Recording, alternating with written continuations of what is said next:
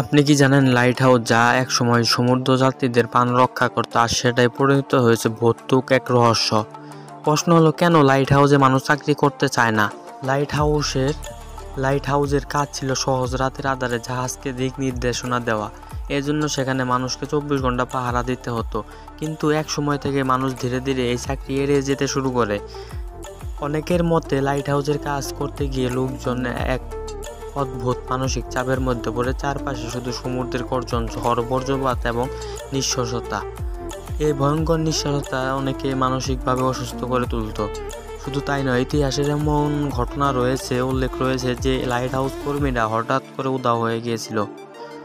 সবচেয়ে রহস্যময় ঘটনা ঘটে 1900 সালে ফ্যানিন দ্বীপের লাইট হাউসে। সেখানে একসাথে 3 জন কর্মী উধাও হয়ে যায়।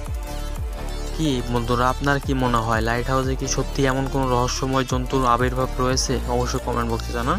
চ্যানেলটাকে সাবস্ক্রাইব করে দিয়ে রাখেন।